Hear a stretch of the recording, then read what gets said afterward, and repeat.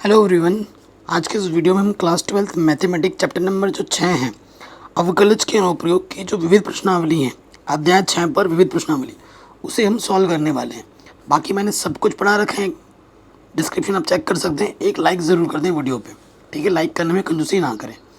तो पहला question very very important है। विविध प्रश्नावली के सारे प्रश्न ही इंपॉर्टेंट होते हैं, ठीक है। क्वेश्चन हमसे क्या बोल रहा है, सिद्ध कीजिए कि ये जो फलन है log x बट्टा एक्स द्वारा प्रदत्त फलन x बराबर ए पर क्या है, उच्चतम है। x बराबर ये ए पर इस फलन को क्या दिखाना, हमें उच्चतम दिखाना है, ठीक है। तो क्वेश्चन को स्टार्ट करते हैं। बाकी इसकी जो पीडीएफ है वो हमारे टेलीग्राम चैनल की लिंक्स मिलेगी आपको डिस्क्रिप्शन में, वहाँ मिल जाएगी। तो सबसे पहले देखो क्वेश्चन नंबर 1 है हमारे पास, क्या दिया है, दिया है हमारे पास जो फलन दिया है ना fx, वो हमें दे रखा है log x बट्टा एक्स, ठीक है। log x बट्टा एक्स। तो हमें क्या करना होता है, एक बार अवकलज करना होता है f डैश एक्स, एक्स के सापेक्ष अवकलज करेंगे क्योंकि फलन x के रूप में है। तो यहाँ पर क्या लग जाएगा, अंश बट्टा हर वाला नियम लग जाएगा। ये हमारा अंश है और ये हमारा हर है, अवकलज करेंगे हम, ठीक। तो क्या होता है, हर वैसे का वैसा,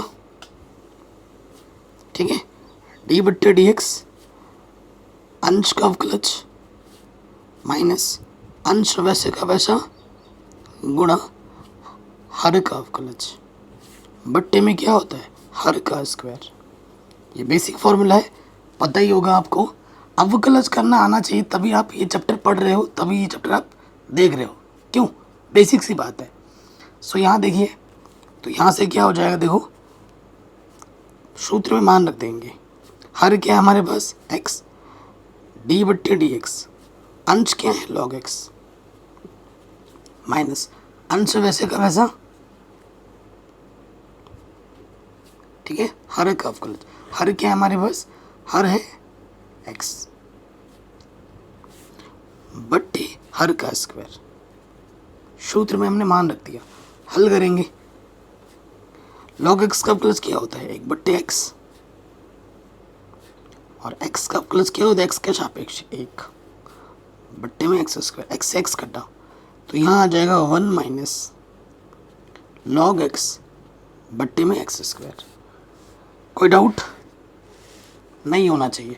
तो इस समीकरण को मैं नंबर 1 मान लेता हूँ। अगले स्टेप में हम क्या लिखते हैं, उच्चतम तथा निम्नतम के लिए। उच्चतम तथा निम्नतम के लिए, ठीक है। क्या करते हैं, जो हमने एक बार अवकलज किया है उसको रख देते हैं 0 के बराबर, ठीक है, 0 के बराबर रख देंगे। तो ये है 1 माइनस log x बट्टे में एक्स स्क्वायर, इसको 0 के बराबर रखेंगे। ये बट्टे के इधर के गुणे में लग जाएगा, 0 इंटू कुछ भी क्या होता है 0, ठीक। तो माइनस का log x इधर के क्या हो जाएगा, प्लस के log x। एक का मान क्या होता है log के टर्म में, log e का मान होता है 1। कंपैरिजन करेंगे, x बराबर क्या आ जाएगा, e आ जाएगा। x बराबर क्या आ जाएगा, e आ जाएगा। हमें क्या बोल रहा है प्रश्न में, देखो ये हमारे पास है ना। अब इसको हमें क्या करना, डबल डेरिवेटिव करना है। इसको हमें क्या करना, डबल डेरिवेटिव करना है। चूँकि हमारे पास f डैश एक्स क्या है, 1 माइनस log x बट्टे में एक्स स्क्वायर, ठीक है। तो इस सिंगल पॉइंट है, तो सिंगल पॉइंट जब होता है तो इसको डबल डेरिवेटिव करना ही पड़ेगा। तो डबल डेरिवेटिव करेंगे हम, अंश बट्टा लगाएंगे, हर वैसे का वैसा गुणा अंश का अवकलज, 1 का 0, log x का अवकलज क्या होता है 1 बट्टे एक्स, डायरेक्ट कर रहे हैं अब की बार। फिर अंश वैसे का वैसा हर का अवकलज, एक्स स्क्वायर का अवकलज क्या हो जाएगा 2x बट्टे में एक्स स्क्वायर। एक्स स्क्वायर जो भी हर होता है उसका क्या हो जाता है, वर्ग हो जाता है, ठीक हो गया। अब इसको हल करो, एक्स स्क्वायर से अंदर गुणा करेंगे तो यहाँ से क्या आ जाएगा, एक्स स्क्वायर बट्टे में एक्स, और यहाँ से लग जाएगा माइनस के 2x, ठीक है, और माइनस के 2x लॉग एक्स, बट्टे में क्या है एक्स की पावर 4। ओके, लॉसअपा ले लोगे तो यहाँ से क्या हो जाएगा माइनस के एक्स स्क्वायर, यहाँ से गुणा हो जाएगा माइनस के 2 एक्स स्क्वायर, ठीक है। और उसके बाद इसकी गुणा हो जाएगी minus minus plus 2 x square log x, बट्टे में एक्स और ये है एक्स की पावर 4, गुणा में लग जाएगा। अगर आप ध्यान से देखेंगे एक्स स्क्वायर क्या है उभयनिष्ठ है, यहाँ से आ जाएगा माइनस के 3 एक्स स्क्वायर और यहाँ पर है 2 एक्स स्क्वायर लॉग एक्स, और ये हो जाएगा एक्स की पावर 5, है ना, गुणा में घातें जुड़ती हैं। उसके बाद क्या हो जाएगा एक्स स्क्वायर देखो उभयनिष्ठ है,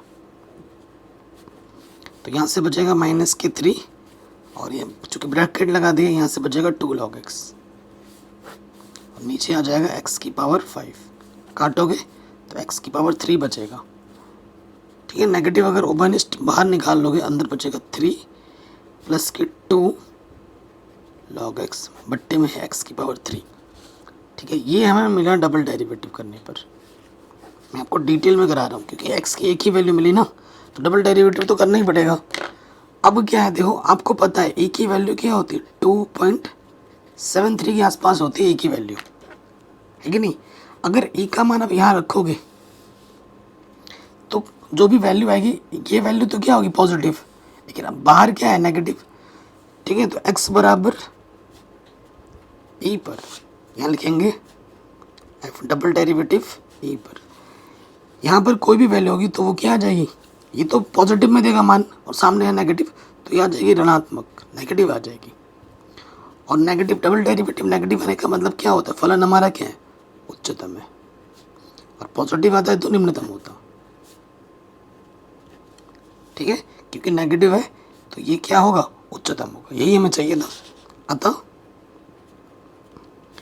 x बराबर e पर फलन उच्चतम है, यही हमें शो करना था, ठीक है। हेंस प्रूव्ड, इति सिद्धम,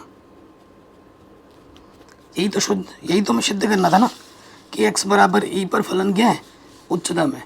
तो ये क्वेश्चन भी हमारा आराम से बन गया। देखो इनकी मेरे हैंड रिटन नोट्स की अगर आपको पीडीएफ चाहिए तो हमारा जो टेलीग्राम चैनल है मैथमेटिक्स एनालिसिस ऑफिशियल, वहाँ पर आप जाइए, फ्री में मिल जाएगा। और 2-1 दिन के अंदर हमारी प्ले स्टोर में एप्लीकेशन भी आने वाली है, वहाँ पे भी आपको मिल जाएगा। नंबर 2 क्वेश्चन पे आ जाओ। कह रहे किसी निश्चित आधार B कि एक समद्विबाहु त्रिभुज की समान भुजाएं 3 सेंटीमीटर प्रति सेकंड की दर से घट रही हैं, उस समय जब त्रिभुज की समान भुजाएं आधार के बराबर हैं उसका क्षेत्रफल कितनी तेजी से घट रहा है, ये आपको बताना है। समद्विबाहु त्रिभुज है, ठीक है। क्वेश्चन नंबर 2, समद्विबाहु त्रिभुज आप जानते हैं ना। देखो भाई समद्विबाहु त्रिभुज बनाते हैं, इसकी 2 भुजाएं क्या होती हैं समान होती हैं, ये हमने बना दिया एक समद्विबाहु त्रिभुज। हमें प्रश्न में क्या बोला है कि इसका आधार B है, ये आधार भी है और ये वाली क्या है समान भुजा है,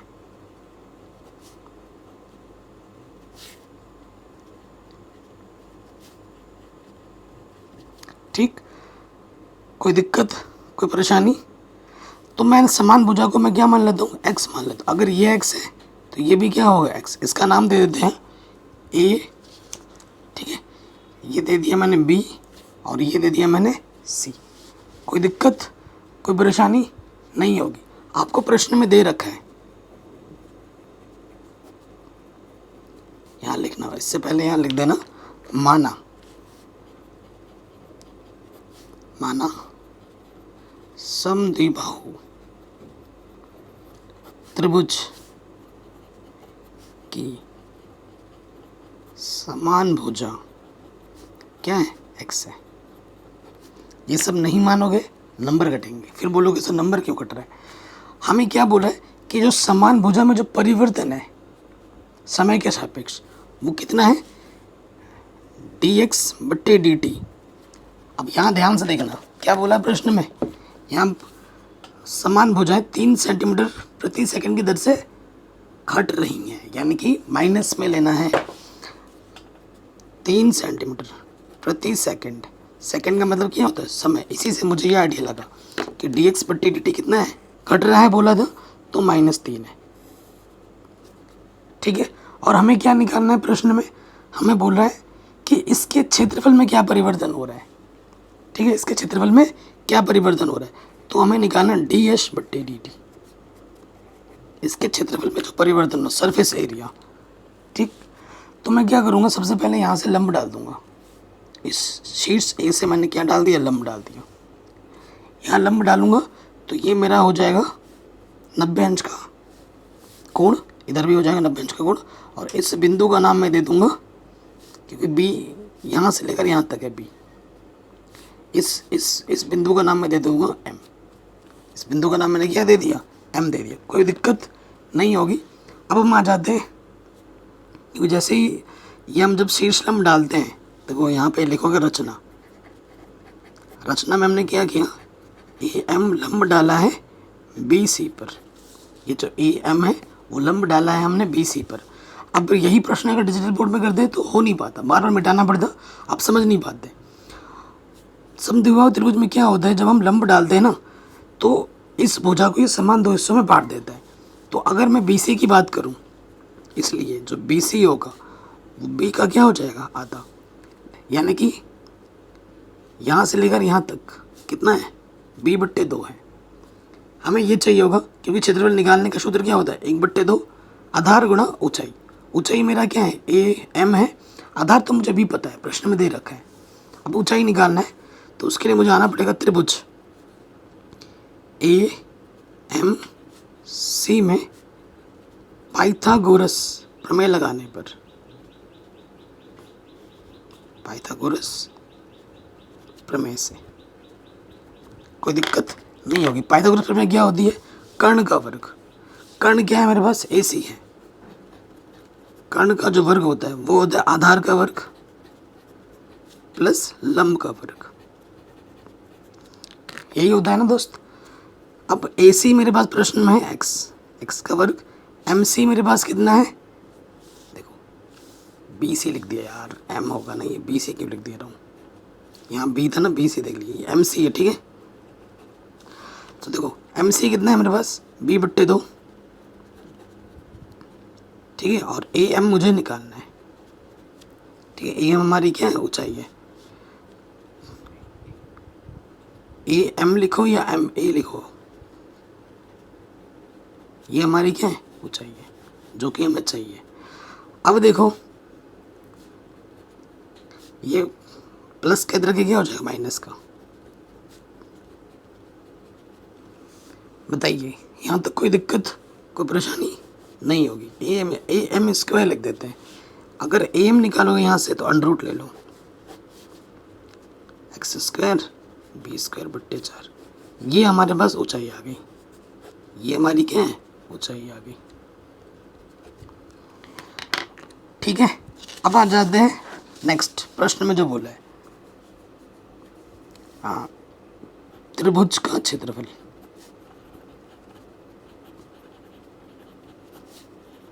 एच बराबर, सूत्र क्या होता है, सर्फ है ना, सरफेस एरिया 1/2 आधार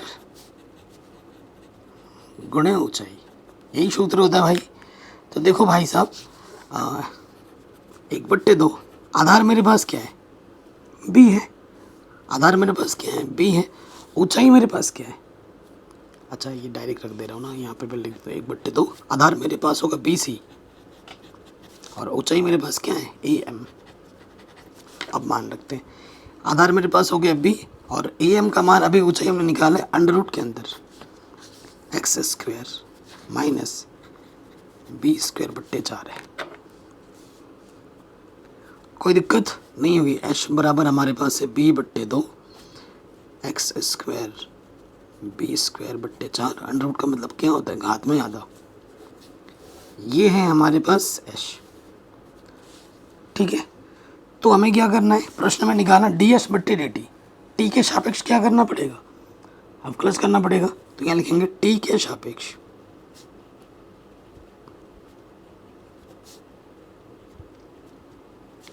अवकलज। करने पर, टी के सापेक्ष अवकलज करने पर क्या हो जाएगा? देखो दोस्त, तो यहाँ हो जाएगा डी एच बट्टे डी टी, टी के सापेक्ष कर रहे हैं, ठीक है। तो ये बी बट्टे दो क्या है? कांस्टेंट, कांस्टेंट आ जाता है बाहर। पहले क्या सॉल्व होता है? पावर, एक बट्टा दो सामने आ जाएगा और एक घात क्या हो जाएगी? कम हो जाएगी उसमें से, ठीक। और फिर अंदर जो भी बैठा है उसका क्या हो जाएगा? अवकलज, ठीक है। फिर यहाँ लग जाएगा डी बट्टे d t x square b square बट्टे 4, ठीक। अब यहाँ देखिए, ये दो दूनी 4, बी बट्टे 4, एक बट्टे दो से एक कम करोगे माइनस का आधा आएगा, माइनस के आधा नीचे आके क्या हो जाएगा? प्लस का आधा, और आधे का मतलब क्या होता है? अंडर रूट, ठीक। और एक्स स्क्वायर का प्लस क्या हो जाएगा? 2x, और इस 2x हो गया क्योंकि टी के सापेक्ष कर रहे हो, और फिर x का क्या हो जाएगा? dx बट्टे dt, और ये कांस्टेंट है, सिर्फ कांस्टेंट का प्लस क्या होता है? 0। तो अवकलज आपको आना चाहिए दोस्तों। अब आपको अगर सर अवकलज सिखाओ, तो ये तो हम पहले ही सिखा चुके हैं, कक्षा 11 में भी और चैप्टर नंबर 5 में भी, ठीक है। तो कुल मिला के हमारे पास क्या बचा? बी बट्टे 2 अंडर रूट के अंदर एक्स स्क्वायर बी स्क्वायर बट्टे 4 यहाँ पर है डी एक्स बट्टे डी टी, ठीक। अब प्रश्न में क्यों, अब आ जाओ प्रश्नानुसार।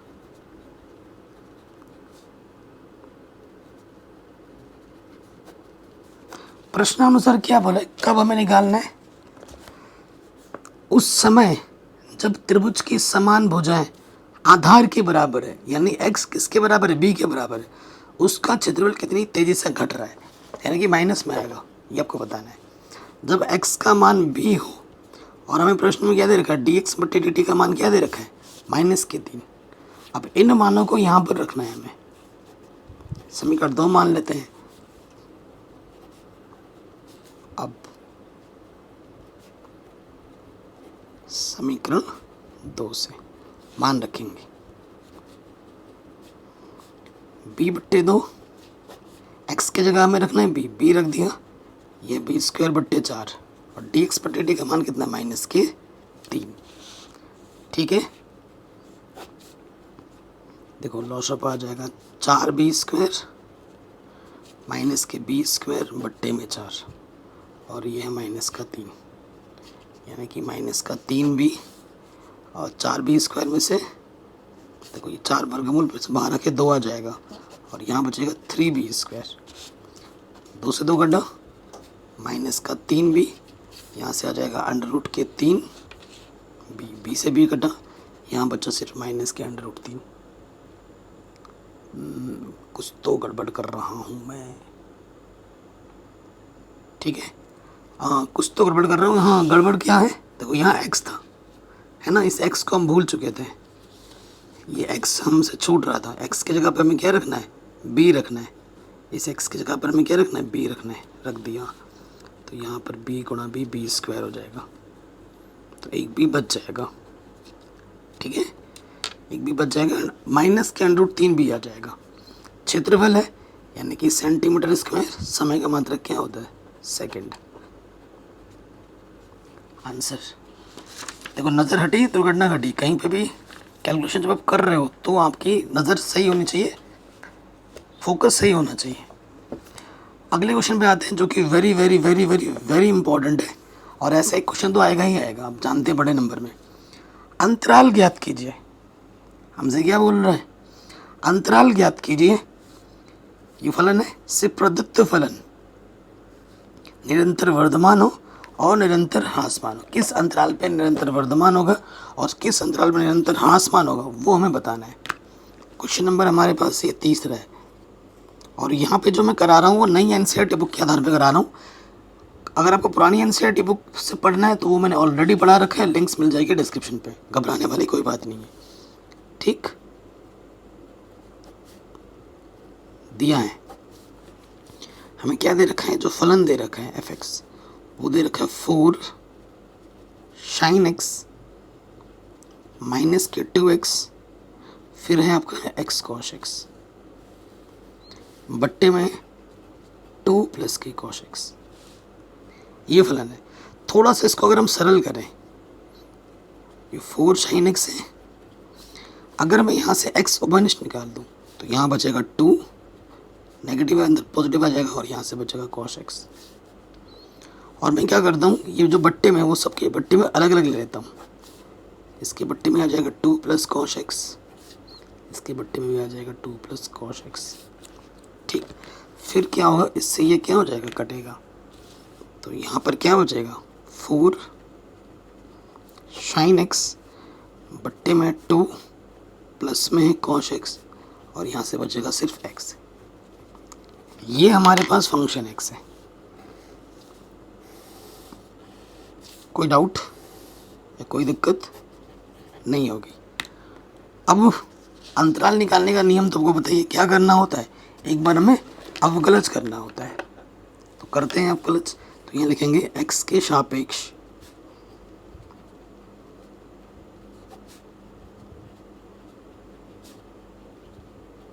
अवकलज करने पर। ठीक है, तो यहाँ पे क्या हो जाएगा, एफ डैश एक्स। तो यहाँ लग जाएगा अंश बट्टे हर, हर वैसे का वैसा गुणा अंश का अवकलज, है ना, 4 साइन एक्स माइनस अंश वैसे का वैसा गुणा हर का अवकलज। मैं आपको सूत्र में रख के दिखा रहा हूँ, कोई शॉर्टकट नहीं कर रहा हूँ। बट्टे में हर का स्क्वायर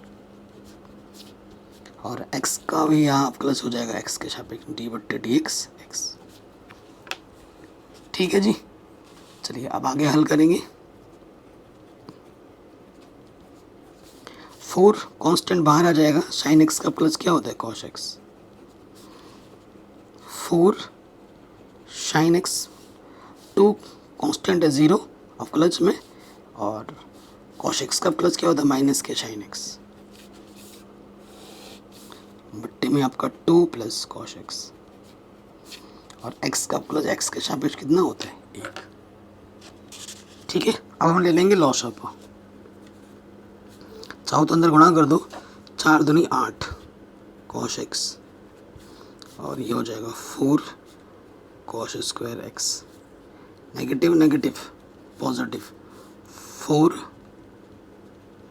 साइन स्क्वायर एक्स। साथ में मैं एक ही स्टेप में कर दे रहा हूँ। इसकी लॉसअप ले लोगे ना, इसकी गुणा इसके साथ हो जाएगी। ठीक, अगर आप यहाँ से देखेंगे ध्यान से, यहाँ से क्या है, 4 उभयनिष्ठ है, निकालो उभयनिष्ठ।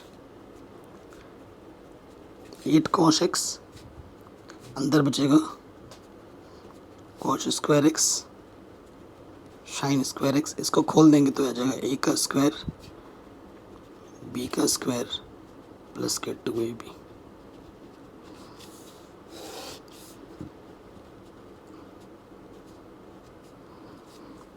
ठीक, अब जानते हैं इसका मान कितना होता है, इसका मान 1 होता है। Cos square x plus sine square x का मान कितना होता है बच्चों, 1 होता है। अब हम यहाँ पर मान रख देंगे तो यहाँ से क्या हो जाएगा, देखो अगर आप ध्यानपूर्वक देखोगे 8 कॉस एक्स यहाँ हो जाएगा 4 × 1 माइनस से अंदर गुणा कर दोगे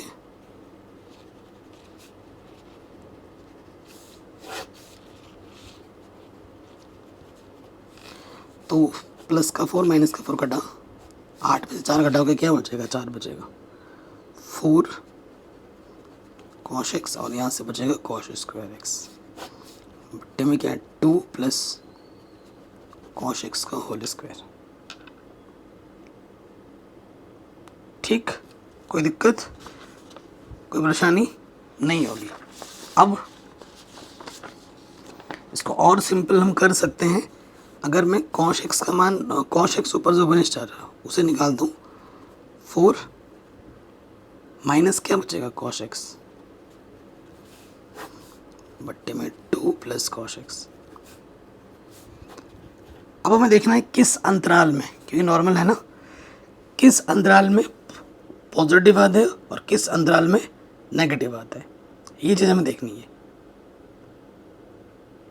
ठीक, सो ध्यान से देखिए, इसमें तो कोई दिक्कत वाली बात है ही नहीं, 2 plus cos x whole square, नीचे कोई दिक्कत नहीं है क्योंकि ये तो पॉजिटिव ही देगा। सारा खेल डिसाइड करेगा कॉस एक्स, ठीक है। कॉस एक्स का मान पॉजिटिव में आएगा तो ये राशि पॉजिटिव में होगी, नेगेटिव में आएगा तो नेगेटिव होगी। ये चीज़ हम जानते हैं क्योंकि आपको पता है कॉस थीटा का जो मान होता है वो 1 या 1 से छोटा होता है, -1 या -1 से बड़ा होता है। ये चीज़ हम जानते हैं, ठीक है। इस हिसाब से आप बता पाएंगे कि जो अगर कॉस एक्स का मैं बड़ा से बड़ा मान भी ले लेता हूँ 1, तो ये जो 4 माइनस कॉस एक्स है, चूँकि 4 माइनस कॉस एक्स ये हमेशा 0 से बड़ा ही रहेगा, ये हमेशा 0 से बड़ा रहेगा। और ये जो 2 प्लस कॉस एक्स है पावर में स्क्वायर है ना, तो ये भी हमेशा 0 से बड़ा रहेगा, पॉजिटिव में रहेगा, ठीक है। एफ डैश एक्स इसका मान धनात्मक हो या मतलब 0 से बड़ा हो या 0 से छोटा होगा। जैसे कैसे, अगर कॉस एक्स का मान पॉजिटिव हो या कॉस एक्स का मान नेगेटिव हो। ये कॉस एक्स पूरा डिसाइड कर रहा है सारा कुछ, मैंने बोला ना ये सारा कौन डिसाइड करेगा, कॉस एक्स डिसाइड करेगा। ये भाई इस पर सारी जिम्मेदारी है। तो कॉस एक्स का मान कहाँ कहाँ पॉजिटिव होता है, कहाँ कहाँ नेगेटिव होता है वो हम जानते हैं।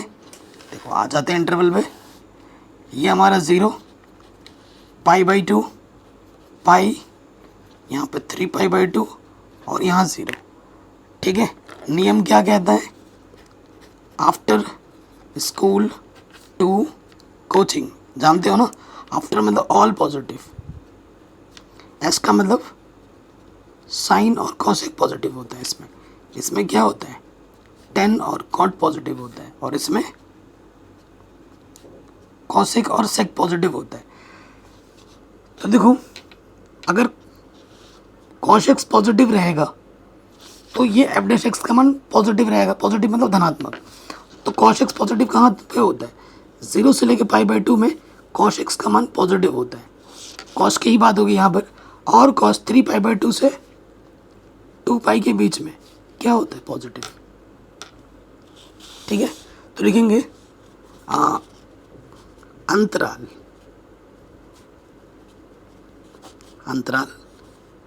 0 से π/2 और 3π/2 से 2 यूनियन करके लिखो, ठीक है। 3π/2 से 2π में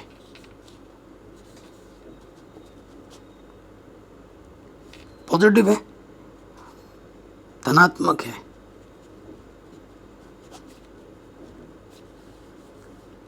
धनात्मक है में कॉस एक्स धनात्मक है, इसलिए एफ डैश एक्स का मान 0 से बड़ा होगा, अतः वर्धमान होगा।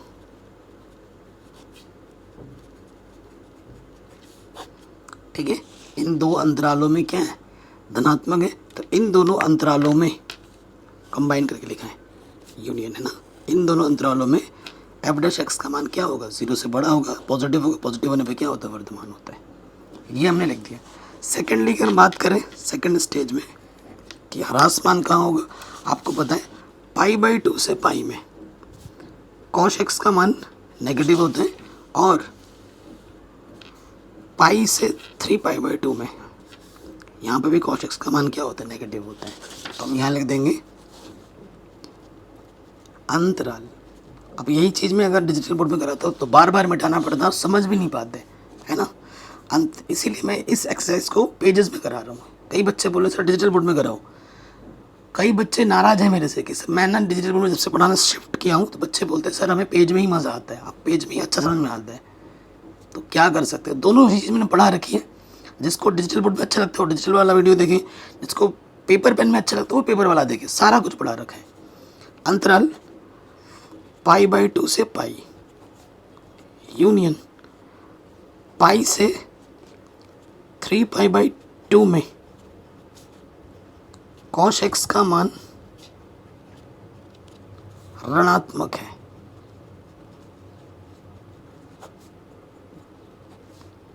इसलिए एफ डैश एक्स का मान 0 से छोटा होगा, यानी कि ऋणात्मक होगा। और ऋणात्मक है अर्थात इस अंतराल में क्या होगा, अर्थात फंक्शन क्या होगा, वर्धमान ह्रासमान होगा।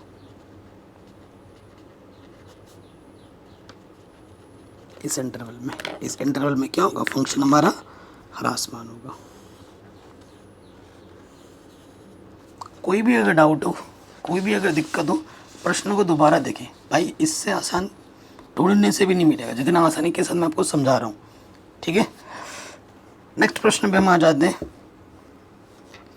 कह रहे हैं अंतराल ज्ञात कीजिए। सेम क्वेश्चन है कि एक्स क्यूब प्लस 1/x³। अब x का मान 0 नहीं ले सकते, क्योंकि जैसे 0 लोगे फंक्शन हमारा परिभाषित नहीं रहेगा। प्रदत्त फलन किस अंतराल में वर्धमान है और किस अंतराल में ह्रासमान है, ये आपको बताना है। ठीक है, ये चीज़ आपको बतानी है। क्वेश्चन नंबर हमारे पास है 4th। ठीक है, क्या दिया है देखो,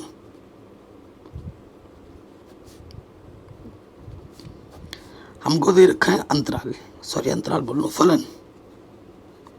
फलन दे रखा है x⁻³ 1/x³। और क्या बोला है कि x का मान आप 0 नहीं ले सकते। कोई दिक्कत नहीं लेंगे, तो हमें क्या करना है, एक बार अब क्लच करना है, कर दो क्लच, तो पावर क्या होगी, सामने आ जाएगी। ठीक है, अगर इसको ऊपर ले जाओगे -3 है हो जाता है, तो -3 सामने आ जाएगा और एक पावर कम हो जाएगी, तो -4 हो जाएगा। ठीक है, तो इसको ढंग से लिखेंगे, तो नीचे आके क्या हो जाएगा, +4 लॉस ऑफ आ जाएगा, x⁻4 ये हो जाएगा 3x⁻6 -3। ये हमें f'(x) मिला।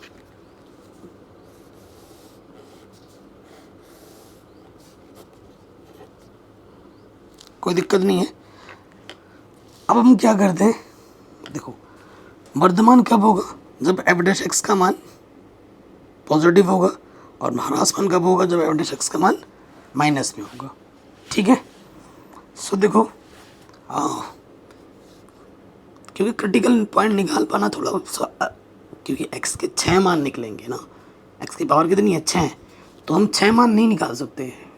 तो हम क्या करेंगे कि देखते हैं कि किस अंतराल में हमें वर्धमान मिल सकते हैं और किस अंतराल में निम्नतम, x के किन मान पे। तो पहला केस लगाते हैं। ठीक है, पहला केस लगाते हैं वर्धमान के लिए। आपको मैंने बोला ही है, वर्धमान के लिए क्या होता है, कंडीशन क्या होती है कि f'(x) का मान 0 से बड़ा होना चाहिए। ठीक है, तो उसे हम वर्धमान कहते हैं। तो f'(x) क्या ऊपर है, तो यहाँ आ जाएगा 3x⁻6। ठीक है, 3 उभयनिष्ठ ले लेते हैं, चलो नेक्स्ट स्टेप में लेंगे ये। तो अगर मैं 3 उभयनिष्ठ ले लूँ, अंदर बचेगा, इसको प्रॉपर वे में अगर लिखें, x² 1/x⁻4। ठीक है ना, या यही रहने देते हैं, क्या दिक्कत है, यही रहने दो यार, x⁻6 माइनस, अरे यार 3 कम 3, इसको ऐसे भी लिखो, ऐसे रहने दो, इस स्टेप को हटा दो। ठीक है ना, ये हमें कन्फ्यूज़न क्रिएट करेगा, इसे हटा दो। अब देखो ये बट्टे की तरह के क्या हो जाएगा, गुणे में काम फतेह इसका। तो कुल मिला के यहाँ से 3/6 है ना, इधर आके गुणे में जाके ख़त्म हो जाएगा, तो बचेगा x⁻6 - 1। ये अगर इसको मैं ब्रेक करके लिखना चाहूँगा, आप जानते हैं a² माइनस का b² क्या होता है, a + b, a - b। तो इसको अगर मैं ब्रेक करके लिखूँ, इसको और इसको, तो मैं इसको ऐसे लिख सकता हूँ, x⁻3 - 1 x⁻3 + 1, है ना, x⁻3 का स्क्वायर है, ये 1 का स्क्वायर है, लिख सकता हूँ, लिख दिया। अब देखो यदि x के किन मानों पे बात करेंगे, है ना, अगर आप x का मान -1 से छोटा लोगे, जैसे कि मान लो -1 से छोटा के लिए मैंने 2 ले लिया, -2, तो ये भी नेगेटिव, ये भी नेगेटिव, ये भी नेगेटिव, ये नेगेटिव, ये भी नेगेटिव हो जाएगा, ये भी नेगेटिव हो जाएगा, नेगेटिव नेगेटिव क्या हो जाएगा, पॉजिटिव हो जाएगा, ठीक है ना। तो x³ -1 व x³ +1 दोनों ऋण होंगे, दोनों ऋणात्मक होंगे, और इस वजह से नेगेटिव नेगेटिव पॉजिटिव हो जाएगा, ठीक है। इस वजह से x³ -1 गुणा x³ +1 धनात्मक होगा, जो कि हमें धनात्मक ही चाहिए। एक तरीका तो ये हो गया, हमें यहाँ से ये मिल गया कि इस अंतराल में हमारा क्या आ रहा है, धनात्मक आ रहा है, यानी कि वर्धमान आ रहा है। और कोई स्थिति संभव है क्या? और कोई स्थिति संभव है? अगर x का मान, यदि अगर मैं x का मान 1 से बड़ा ले लेता हूँ, पॉजिटिव में ले लेता हूँ, तो भी मुझे वर्धमान मिलेगा, ठीक है। जैसे कि 2 ले लो, 3 ले लो, तो ये चीज़ पॉजिटिव आएगी, ये चीज़ भी पॉजिटिव आएगी, और पॉजिटिव गुणा पॉजिटिव पॉजिटिव होता है। यदि x का मान 1 से बड़ा लोगे तो x³ -1 व x³ +1 दोनों धनात्मक होंगे,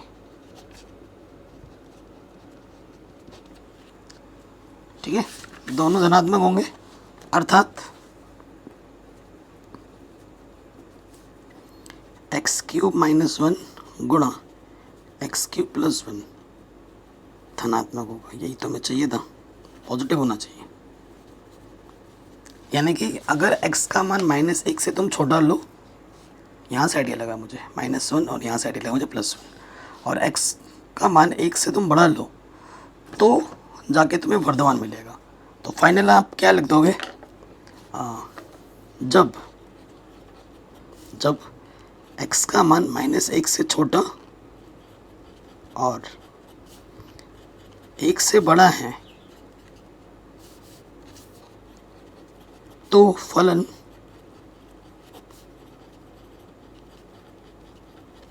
वर्धमान है। तो हमारा फलन क्या है? वर्धमान है। कोई दिक्कत नहीं होगी, वर्धमान के लिए हो गया आराम से। अब हम बात करेंगे ह्रासमान के लिए, नंबर 2 केस।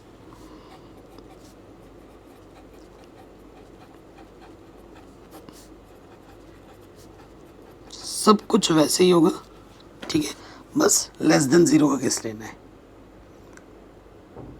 ठीक है, लेस देन 0 का केस लेना है। अब हम बात करेंगे ह्रासमान के लिए, ठीक। तो ह्रासमान के लिए क्या होता है? f' का मान हमें 0 से छोटा दिखाना होता है। तो कैलकुलेशन करोगे तो सारा कुछ यही रहेगा इस तरफ, बस चिन्ह ये ऐसा हो जाता है ना। तो यहाँ पे क्या हो जाएगा? x⁻⁶ -1 0, तो सेम चीज़ रहेगी। अब हमें देखना है कि x के किन मानों पे पॉजिटिव और नेगेटिव आ रहा है, ठीक। अब देखो आप, ठीक है, अब देखो आप,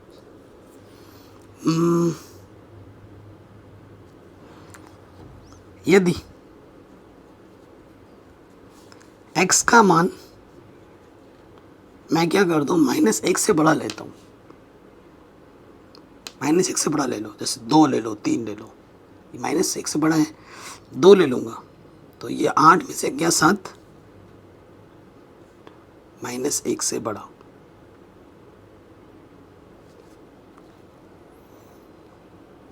तो ये 7 हो गया, ठीक है।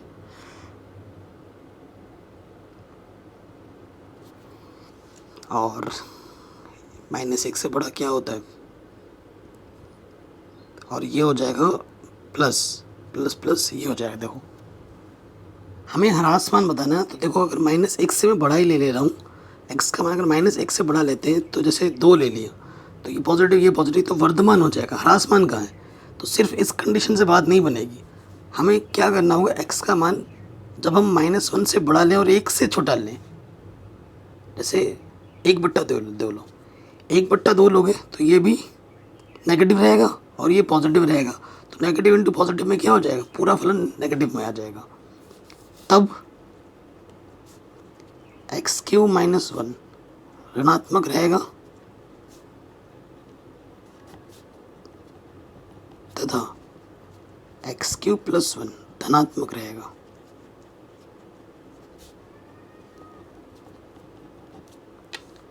अर्थात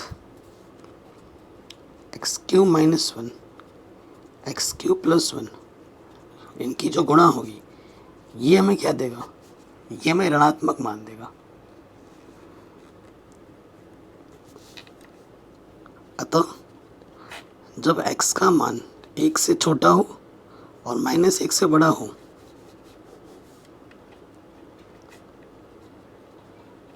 तब फलन क्या होगा, तब फलन ह्रासमान होगा।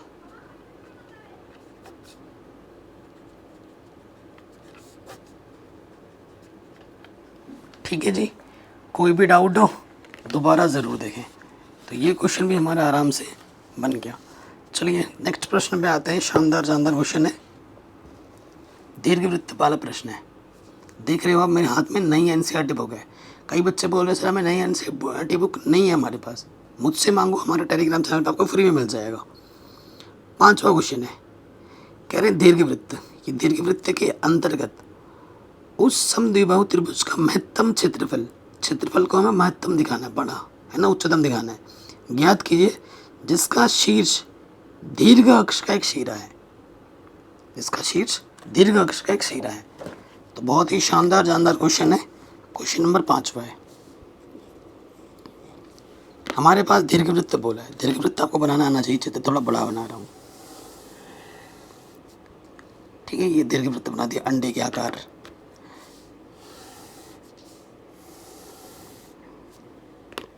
जिसका शीर्ष एक दीर्घ अक्ष, ये हमारा दीर्घ अक्ष होता है, ये हमारा लघु अक्ष होता है। ये क्या है, दीर्घ अक्ष, और ये हमारा होता है लघु अक्ष। हमें दे रखा है, समीकरण दे रखा है, दिया है दीर्घवृत्त का समीकरण। इसे अंग्रेजी में क्या कहते हैं, एलिप्स। x² बट्टे a² y² बट्टे b² बराबर 1। ये नहीं दोस्तों, ये तो दे रखा है, ये चीज़ हमको दे रखी है।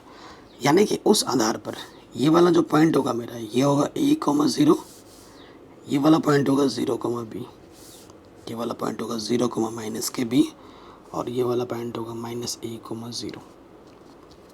ठीक है, कोई दिक्कत नहीं है, नाम दे दो। इस वाले बिंदु को मैंने O बोला, E बोलते हैं इसको, और इस वाले बिंदु को मैं बोलता हूँ A', इसको मैं बोलता हूँ B, और इस वाले बिंदु को मैंने बोल दिया B'। ठीक है, ये X, ये X', ये Y, ये Y'। चित्र प्रॉपर बनाना है एग्ज़ाम में। ठीक है, तो हमें क्या बोला है, इसके अंतर्गत उस समद्विबाहु त्रिभुज का महत्तम क्षेत्रफल ज्ञात कीजिए। समद्विबाहु त्रिभुज होना चाहिए, तो इसके अंदर एक समद्विबाहु त्रिभुज बना रहे हैं जिसका शीर्ष एक दीर्घ सिरा है, दीर्घ अक्ष का एक सिरा है। तो ये शीर्ष ले लेते हैं। ठीक है, समद्विबाहु, ये जो भुजा होगी और ये जो भुजा होगी वो आपस में बराबर होगी। ठीक है, और इस बिंदु के नाम को मैंने दे दिया M। कोई डाउट, कोई दिक्कत यहाँ तक नहीं होगी। ठीक है, अब देखो हमें ये बिंदु निकालना है। हम मान लेते हैं एक्स अक्ष में ए दूरी जाता है, नहीं यहाँ तक, तो ये वाला जो बिंदु होता है, क्योंकि हॉरिजॉन्टल में है तो ये हो जाएगा a cos थीटा, और वर्टिकल के लिए साइन आता है, वर्टिकल में कितनी दूरी जा रहा है, b जा रहा है, तो ये वाला बिंदु हो जाएगा b sin थीटा। अगर ये वाला बिंदु चाहिए तो ये होगा a cos थीटा, एक्स में तो पॉजिटिव रहता है, नीचे y का मान नेगेटिव, और y का मान हो जाएगा b sin थीटा नेगेटिव में, क्योंकि नीचे है। ठीक है, कोई डाउट, कोई दिक्कत नहीं होगी। ये हमारा समद्विबाहु त्रिभुज है। ठीक है, ये हमारे क्या है, समद्विबाहु त्रिभुज। इसके क्षेत्रफल को हमें महत्तम दिखाना है। ठीक, कोई दिक्कत नहीं है। अब आ जाओ, समद्विबाहु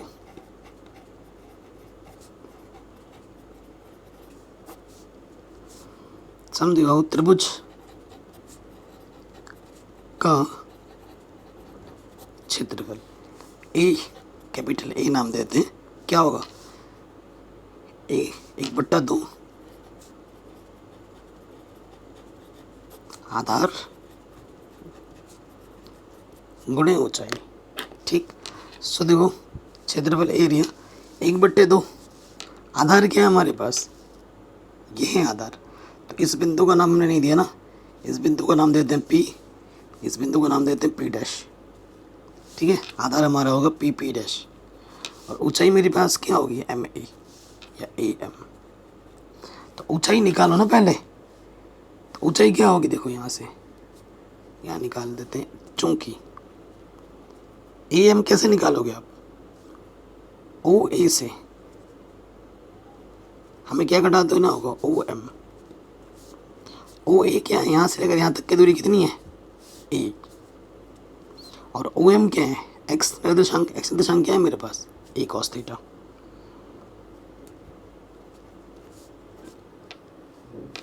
ठीक है, अब इन मानों को हम यहाँ रखेंगे।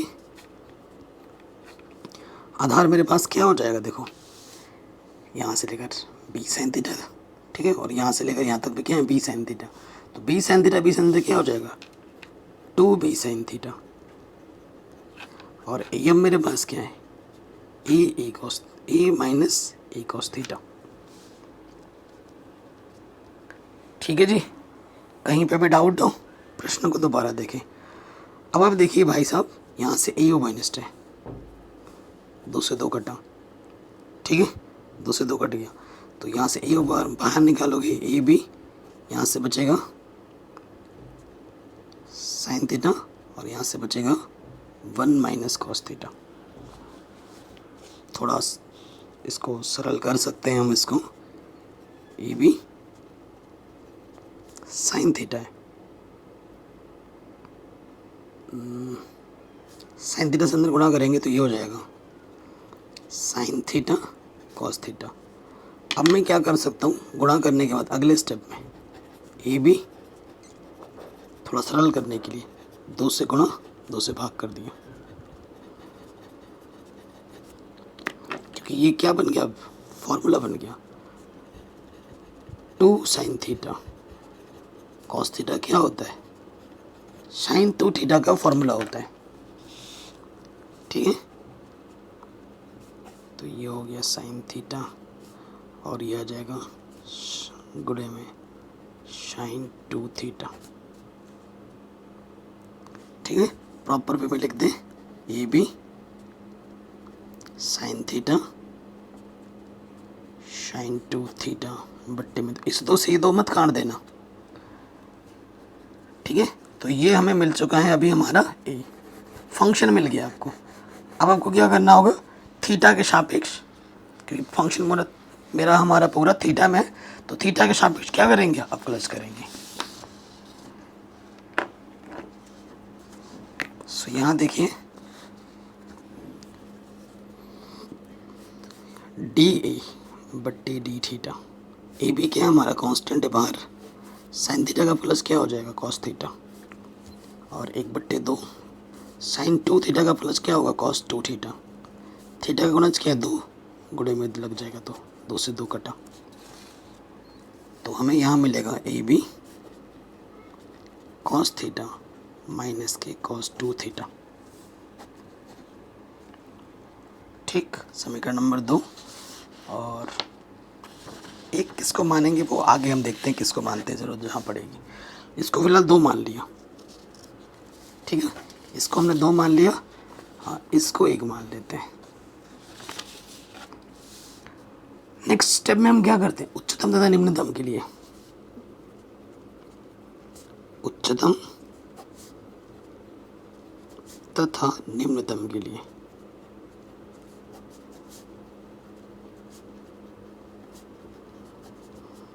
जो सिंगल डेरिवेटिव हमने किया उसको रखते हैं 0 के बराबर, ठीक है ना। उसको हम क्या रखते हैं, 0 के बराबर। रखो 0 के बराबर, तो क्या है हमारे पास, ए बी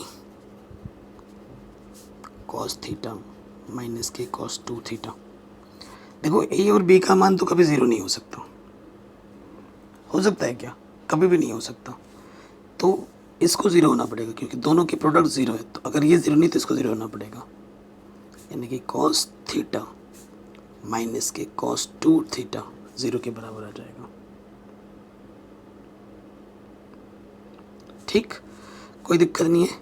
माइनस का कॉस 2 थीटा उधर के क्या हो जाएगा, प्लस के कॉस 2 थीटा बराबर कॉस थीटा। सो मैं कॉस थीटा को लिख सकता हूँ कॉस 2 पाई माइनस के थीटा। बताओ लिख सकता हूँ कि नहीं लिख सकता हूँ। कॉस 2 पाई माइनस थीटा क्या होता है, कॉस थीटा होता है। अब तुलना करेंगे, कॉस से कॉस हटेगा, 2 थीटा बराबर 2 पाई माइनस थीटा। माइनस के थीटा इधर के क्या हो जाएगा, प्लस के थीटा।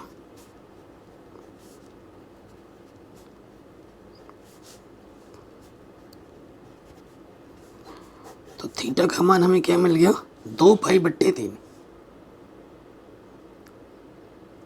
ठीक, अब एक ही पॉइंट आया है तो यहाँ से हम इसका डबल डेरिवेटिव कर लेते हैं पुनः।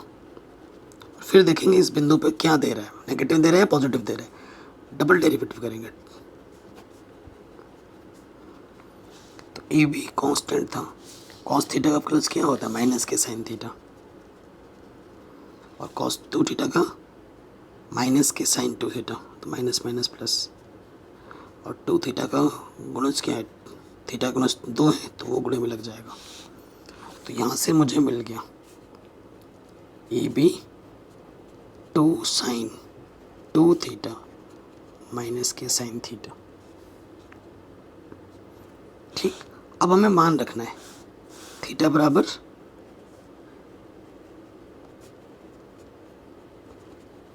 देखेंगे डबल डेरिवेटिव कौन सा साइन देता है। अगर पॉजिटिव देगा तो निम्नतम होगा, नेगेटिव देगा तो उच्चतम होगा। पर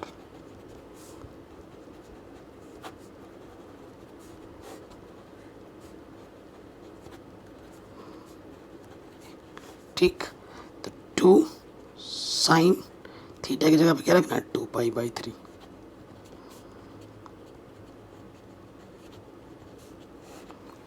ठीक है, इतना बड़ा क्वेश्चन आप खुद बोलो, क्या ये डिजिटल बोर्ड में करवाना पॉसिबल था?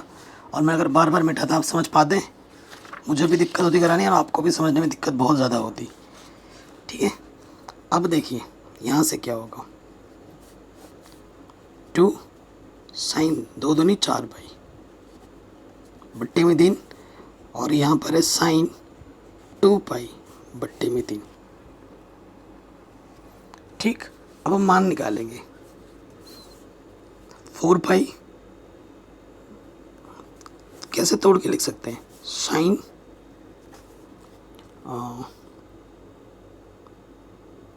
4 पाई है ना, 3 पाई पाई प्लस पाई बाई 3। ठीक, 3 पाई और 4 पाई हो जाएगा। और इसको कैसे लिख सकते हैं हम, sine pi minus pi by 3। 3 पाई में से 1 पाई घटाओगे 2 पाई आ जाएगा। आपको एक सूत्र तो बताइए होगा, साइन पाई प्लस थीटा क्या होता है, माइनस के साइन थीटा, और साइन पाई माइनस थीटा क्या होता है, साइन थीटा होता है। ठीक, अब यहाँ पर रखो तो ये हो जाएगा साइन, ये माइनस सामने लग जाएगा पाई बाई 3, और यहाँ पे आ जाएगा साइन पाई बाई 3। साइन 60 का मान कितना होता है, अंडर रूट 3/2।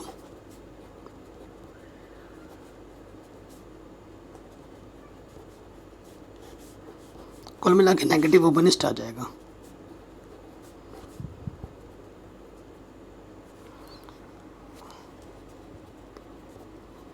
ये तो पॉजिटिव और ये नेगेटिव, तो ये क्या आ गया, ऋणात्मक। और ऋणात्मक का मतलब क्या होता है, उच्चतम। ठीक है, अतः थीटा बराबर 2π/3 पर फलन उच्चतम होगा। फलन कैसा होगा? उच्चतम होगा। कोई दिक्कत, कोई परेशानी नहीं होगी। अब हमें थीटा का मान तो मिल ही चुका है। अब हमें क्या निकालने के लिए बोला है कि इसका क्षेत्रफल कितना होगा, ये हमसे पूछा था। समद्विबाहु त्रिभुज का महत्तम क्षेत्रफल ज्ञात कीजिए। महत्तम तो हमने दिखा दिया, उच्चतम दिखा दिया ना। अब महत्तम क्षेत्रफल हमें ज्ञात करना है। तो महत्तम क्षेत्रफल ज्ञात करने के लिए हमें यहाँ पर मान रखना होगा, ठीक है, समीकरण नंबर 1 में यहाँ पर। तो लिखेंगे अतः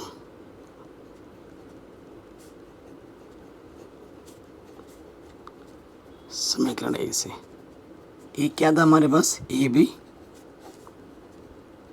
साइन थीटा माइनस के साइन 2 थीटा बट्टे में 2, ठीक है ना, यही तो था। अब यहाँ पर हमें मान रखना है।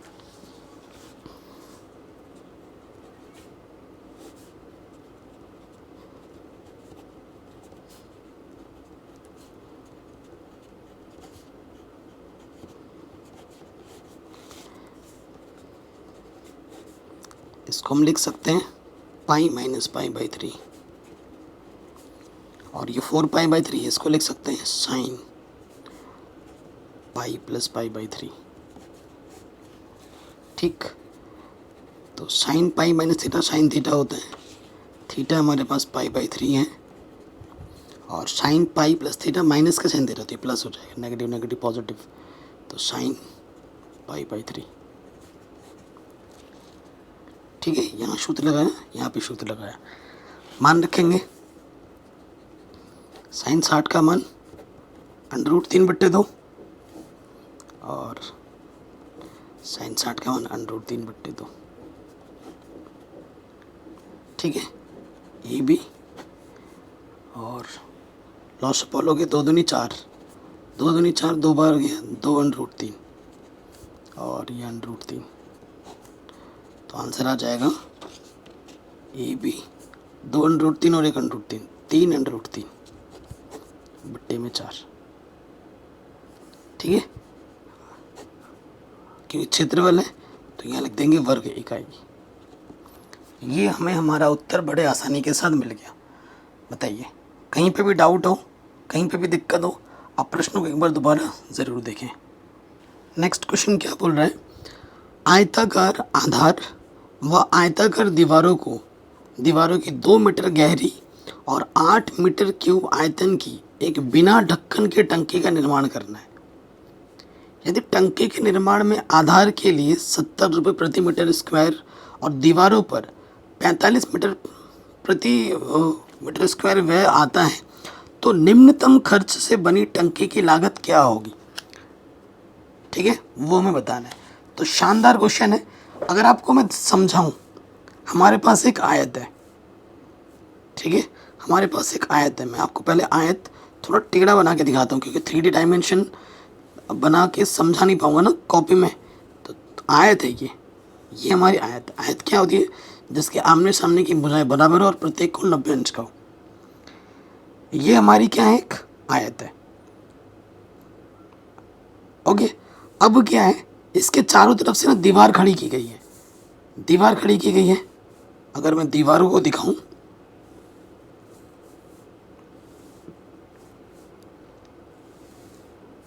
ध्यान से देखना, मैं दीवार बनाने की चेष्टा कर रहा हूं, ठीक है। अब देखो, अब मैं आपको थोड़ा सा, आपको आंखें बंद करके अपने कमरे को देखना है। आंखें बंद करके कमरे को कैसे देखोगे? आंखें खोल के अपने कमरे को देखना है, और उसके बाद इस चित्र को अज्यूम करना है। इसकी छत नहीं है, ये ध्यान रखना। फर्श है, ये हमारा फर्श है, ये हमारा क्या है? फर्श मान लो, और चारों दीवारें हैं, ठीक है। ये देखो, ये हमारा फर्श है, ठीक है। थोड़ा सा सोचो, ये फर्श है, और इसके ऊपर की छत नहीं है। इधर से एक दीवार है, ठीक है, इधर से एक दीवार है, इधर से एक दीवार है, खोल दिया मैंने चित्र को, और इधर से एक दीवार है, ठीक है। अगर दीवारों की जो हाइट है वो 2 मीटर है, ये भी 2 मीटर है, सबकी 2-2 मीटर है हाइट, सभी दीवारों की हाइट कितनी है? 2 मीटर है। लेकिन अगर दीवार की लंबाई, अगर मैं लंबाई को x मीटर बोलूँगा, ध्यान से समझना इस प्रश्न को, x मीटर है, और चौड़ाई को मैं y मीटर बोलूँगा, तो देखो ये हमारा फर्श है, ये वाला हमारा क्या हुआ? फर्श है, और ये 4 दीवारी हैं, 4 दीवारें, 1 2 3 और ये 4, ठीक है। मैंने थोड़ा खोल दिया है, अब चित्रों को समझने में आपको आसानी होगी, ठीक। अब कॉपी में मैं लिखता हूँ कि करके चीज़ों को ध्यान से देखते रहना। माना आयताकार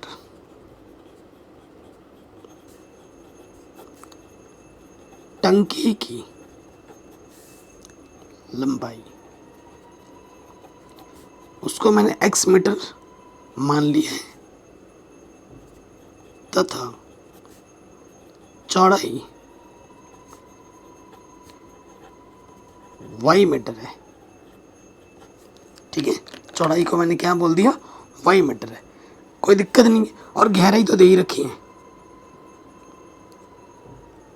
गहराई मतलब ऊंचाई, ठीक है, वो कितनी है हमारे पास? 2 मीटर है, कोई दिक्कत नहीं है। इसीलिए टंकी का आयतन क्या होगा?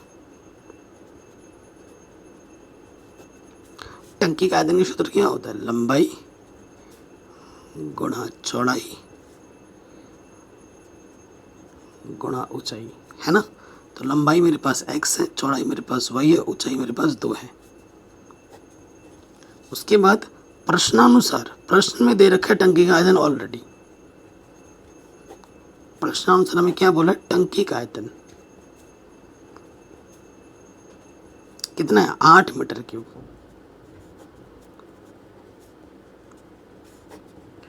तो ये जो चीज निकाली ये भी टंकी का आयतन है, ये भी टंकी का आयतन है, इसलिए समीकरण 1 तथा 2 से, समीकरण 1 तथा 2 से क्या हो जाएगा? ये चीज़ इसके बराबर हो जाएगी 2xy, 8 के बराबर होगी, 2 चुक्के 8, तो xy बराबर कितना हो जाएगा? 4। xy बराबर क्या हो जाएगा? 4। अब मुझे जहाँ ज़रूरत पड़ेगी मैं इसका इस्तेमाल करूँगा ही करूँगा। बताइए कोई दिक्कत यहाँ तक, कोई परेशानी यहाँ तक? नहीं। अब हम निकाल लेंगे क्या? इसका लागत, ठीक है ना, हमें लागत निकालना है। प्रश्न में क्या दे रखा है? चूंकि आधार पे खर्च, तो टंकी का आधार है ना, आधार पे खर्च कितना है? आधार पे लगते हैं 70 रुपये, 70 रुपये प्रति मीटर स्क्वायर, ये आधार है। तो आधार का क्षेत्रफल निकाल लो, 1 मीटर स्क्वायर पे 70 रुपये लगते हैं, तो टोटल क्षेत्रफल कितने लगेंगे? 70 से गुणा कर देंगे। अब निकालेंगे आधार का क्षेत्रफल, आधार का क्षेत्रफल, तो वो क्या होगा? लंबाई गुणे चौड़ाई, यानी कि x गुणा y, या इसलिए आधार का खर्च क्या हो जाएगा? आधार का खर्च इस, देखो xy को गुणा कर देंगे 70 से, तो ये हो जाएगा 70xy। कहीं पे भी डाउट हो, दिक्कत हो, एक बार दोबारा ज़रूर देखना। आधार का खर्च हमने निकाल दिया, अब हम चारों दीवारों का निकालेंगे, इसका इसका इसका इसका। देखो दीवार है ना, तो लंबाई होगी चौड़ाई होगी, लंबाई इसके लिए 2 है, चौड़ाई इसके लिए क्या है हमारे पास? ये y है। तो जो इस दीवार का होगा और जो इस दीवार का होगा वो सेम टू सेम होगा। तो अगर मैं बताऊँ ये y, ये 2, तो ये इसका क्षेत्रफल क्या होगा? 2y, इसका भी क्षेत्रफल क्या होगा? 2y, और इसका क्या होगा? Same to same. इधर x, ये 2, लंबाई x है, चौड़ाई 2 है, तो इसका हो जाएगा 2x, और इसका भी क्या होगा? 2x। तो चारों दीवारों का क्षेत्रफल क्या हो जाएगा? तो यहाँ मैं लिखता हूँ, चूंकि चारों दीवारों का क्षेत्रफल मैंने आपको दिखाई दिया, समझा दिया ना। यहाँ से 2x, यहाँ से 2x, तो 2x प्लस 2x और एक 2y प्लस 2y, तो ये हो जाएगा 4x और ये 4y, 4 निस्ट अंदर से आ जाएगा x प्लस वाई। समझ गए आप? ओके, ये चीज़ भी हो गई।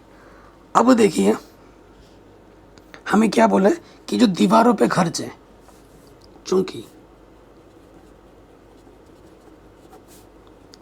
दीवारों पे खर्च कितना आता है, प्रश्न में बोला है कि 45 रुपये प्रति मीटर स्क्वायर लगता है, इसलिए चारों दीवारों पर खर्च, चारों दीवारों पर खर्च कितना हो जाएगा, 1 मीटर स्क्वायर पे इतना है, तो इतने मीटर स्क्वायर पे कितना होगा, गुणा कर देंगे किससे, 45 से, 45 चौके 180,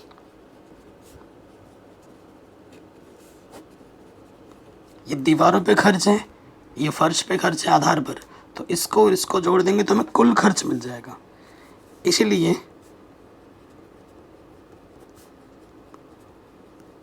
कुल खर्च जोड़ देंगे 70xy और 180 x प्लस वाई। तो यहाँ x और y दोनों के टर्म्स में आ रहा है, तो हमें या तो x के रूप में रखना है या फिर y के रूप में रखना है। तो देखो मैं x y का मान मुझे मालूम है,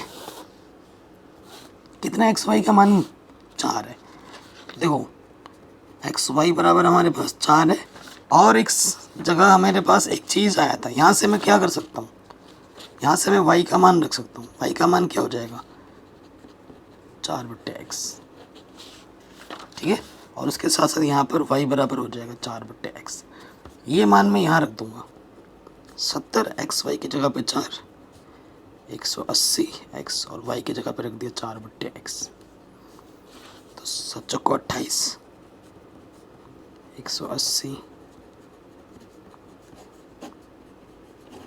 बताइए कोई डाउट यहाँ तक, कोई दिक्कत यहाँ तक? धुंधला क्यों हो जा रहा है, नहीं होनी चाहिए, है ना। अब देखिए इसके आगे, अब ये फंक्शन हमारा बन गया कुल खर्च, सी नाम देते हैं इस फंक्शन का। इस फंक्शन का नाम हमने क्या दे दिया, कॉस्ट प्राइस है ना, तो सी दे दिया। अब हमें क्या करना है, अवकलज करना होता है सी के एक्स के सापेक्ष, एक्स के सापेक्ष अवकलज करने पर क्या हो जाएगा, dc/dx, कांस्टेंट है 0, 180 बाहर, x का अवकलज 1, 4, x का अवकलज -1/x²। अवकलज करना तो आता ही होगा ना दोस्त, तो ये हमारे पास हो गया, ठीक है। इसको समीकरण नंबर बी, इसको सी मान लो। नेक्स्ट क्या करते हैं, उच्चतम तथा निम्नतम के लिए, उच्चतम तथा निम्नतम के लिए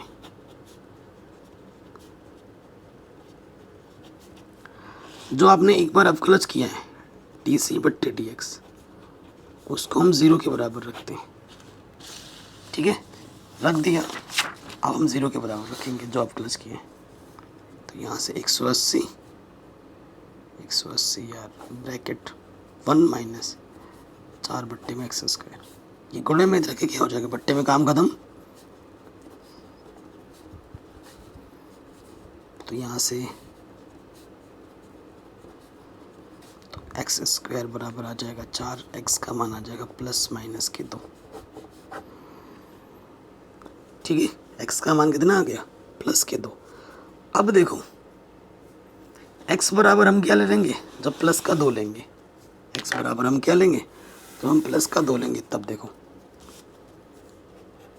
माइनस का नहीं ले सकते, क्योंकि आपको सर माइनस का 2 लोग क्यों नहीं लोगे, क्योंकि लंबाई चौड़ाई कभी माइनस में नहीं होती, ठीक है। x बराबर 2 पर y बराबर हमारे पास क्या था, 4/x, ठीक है ना। तो 4, x का मान 2, 2 दूनी 4, तो y बराबर हमारे कितना हो जाएगा, 2 हो जाएगा। ठीक है, अब हमें उच्चतम निम्नतम दिखाना है, खर्चे को निम्नतम दिखाना है। चूँकि हमारे पास डी सी बट्टे डी एक्स कितना था, डी सी बट्टे डी एक्स था 180 1 माइनस 4 बट्टे एक्स स्क्वायर, यही था ना। इसको डबल डेरिवेटिव करोगे, 1 का डेरिवेटिव 0 और ये हो जाएगा, ऊपर जाएगा माइनस का 2, नेगेटिव नेगेटिव पॉजिटिव, 4 दूनी 8 और एक पावर बढ़ जाता है। अब क्लच करना तो आना चाहिए ना। अब x बराबर 2 रखेंगे, रखो,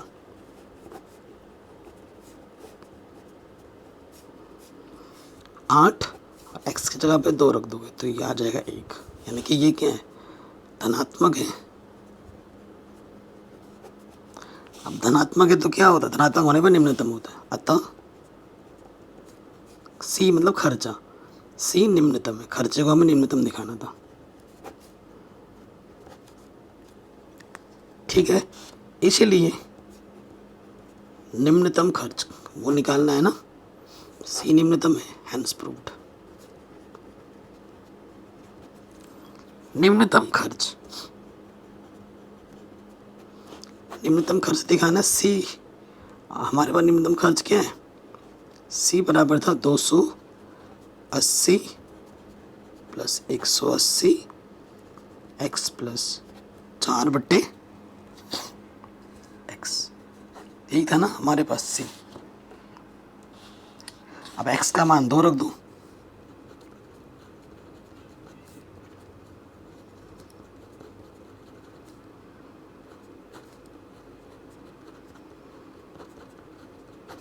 ठीक, आगे हल करेंगे, यही कर देते हैं। तो यहाँ से हो जाएगा 280, 180 2 दूनी 4, ठीक है। तो ये 280 18 चौके 72, तो जो हमारे पास निम्नतम खर्चा आ जाएगा वो आ जाएगा 1000 रुपये।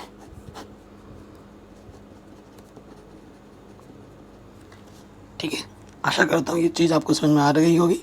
बाकी मैंने सब कुछ पढ़ा रखा है, लिंक्स मिलेंगे डिस्क्रिप्शन में। आज इतना ही रखते हैं ना, नहीं तो बोर हो जाओगे, ज़्यादा लंबी क्लास लूँगा तो। और कल से जो नेक्स्ट वीडियो आएगी उसमें बाकी एक ही शॉट में 7 से लेके जो 16 तक के प्रश्न है वो सॉल्व कर देंगे। ठीक है, बाकी डिस्क्रिप्शन एक बार चेक करें ना, वो मैंने पहले ही करा दिया है।